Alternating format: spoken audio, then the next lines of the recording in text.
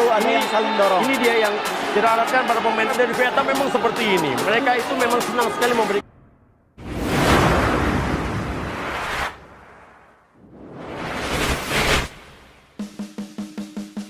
Presiden Federasi Sepak Bola Israel IFA, Moses Zuarez, optimis FIFA takkan mencoret mereka dari keanggotaan Federasi Sepak Bola Dunia.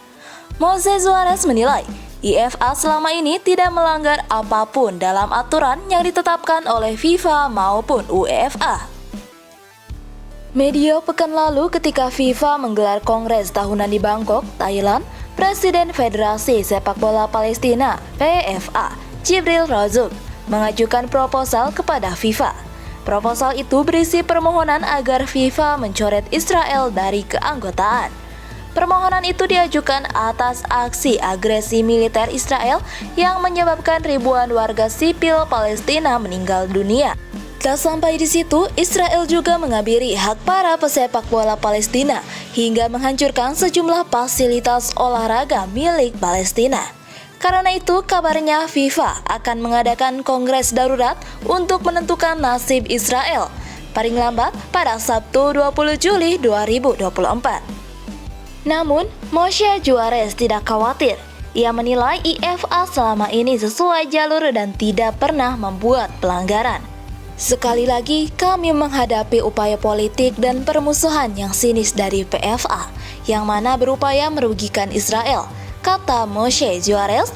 Okezon mengutip dari DW.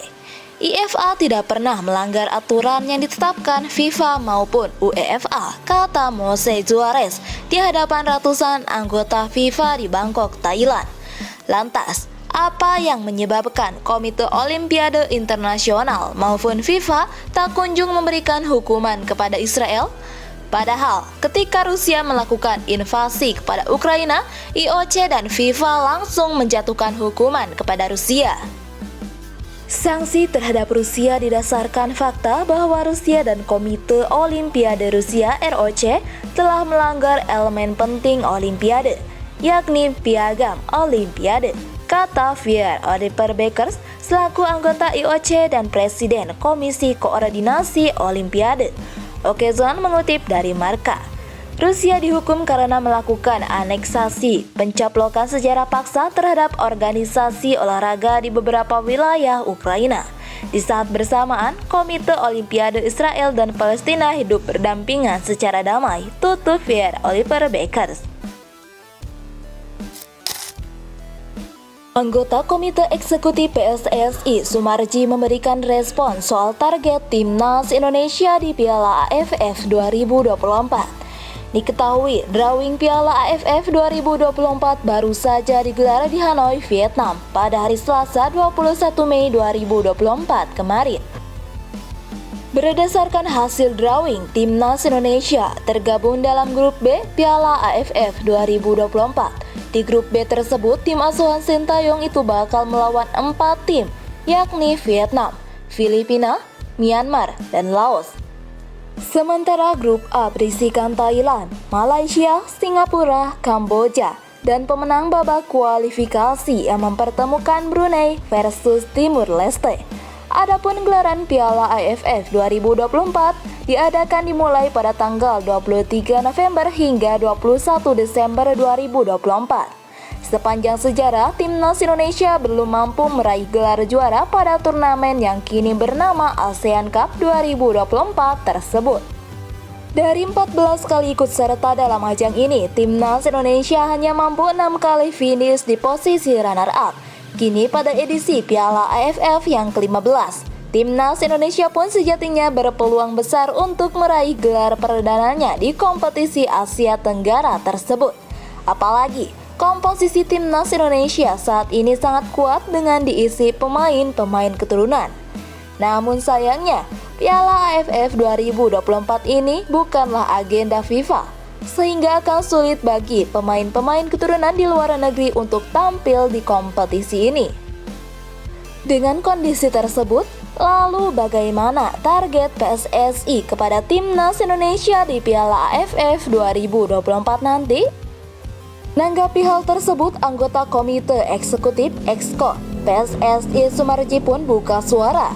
Sumarji mengatakan bahwa hingga saat ini masih belum ada target khusus kepada tim asuhan Sintayong di Piala AFF 2024. Kami belum membahas target, soalnya baru saja drawing, kata Sumarji, dikutip dari Bola Sport, Rabu 22 Mei 2024. Lebih lanjut, Sumarji mengatakan bahwa perihal target di Piala AFF 2024 nanti akan disampaikan secara langsung oleh Ketua Umum PSSI Erick Thohir.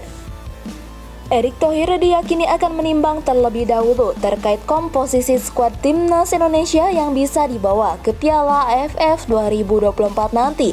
Selain itu, target di Piala AFF 2024 ini juga akan menimbang terkait peluang timnas Indonesia melaju ke putaran ketiga kualifikasi Piala Dunia 2026 zona Asia.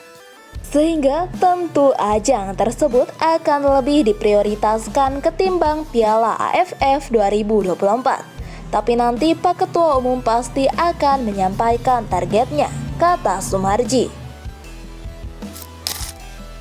Jelang hadapi timnas Indonesia, pelatih Irak diserang publik sendiri. Ya, penyerangan itu terkait pemilihan pemain timnas Irak untuk menghadapi timnas Indonesia dan Vietnam dalam 2 laga sisa kualifikasi Piala Dunia 2026 mendapat kritik. Pelatih Irak Jesus Kasas sudah menetapkan 26 nama yang akan dibawa ke Jakarta. Sederet nama tenar penggawa skuad Singa Mesopotamia ada dalam daftar tersebut, seperti Ali Jasim, Basar Reshan, Osama Rashid, Aiman Hussein, Muhammad Ali, Zidane Iqbal, hingga Kapten Jalal Hasan. Hanya saja ada satu nama yang membuat Kasas dicecar oleh salah satu pelatih lokal Saad Hafez.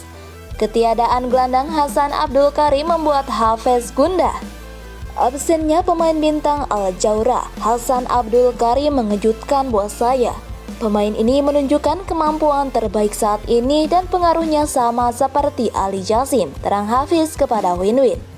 Tidak memanggil Hasan Abdul Karim ke timnas Irak bisa saja membunuh talentanya dan akan membawa kita ke masa sebelum Piala Asia. Saya menilai ketiadaan namanya akan berdampak negatif pada levelnya dan dia harus diperlakukan secara adil dengan memanggilnya ke timnas Irak, tegasnya. Menteri Pemuda dan Olahraga Republik Indonesia Dito Aryo Tejo berharap pengadil dalam ajang Piala AFF atau ASEAN Championship 2024 bisa menjalankan tugas sebaik-baiknya, termasuk saat memimpin laga timnas Indonesia. Ajang sepak bola 2 tahunan antara negara Asia Tenggara bakal berlangsung lagi tahun ini.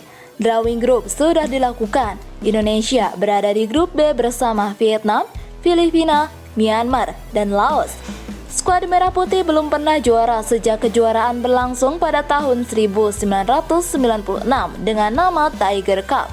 Dalam misi mengejar gelar pertama, ada harapan Dito agar pertandingan tidak dicederai keputusan wasit yang merugikan. Indonesia sudah beberapa kali melalui PSSI mengirimkan protesnya terkait dengan wasit. Yang penting nanti di AFF selanjutnya ini wasitnya terjaga. Dan saya rasa sih kayaknya wasit juga trauma ya kalau mengerjai Indonesia karena langsung diserang warganet.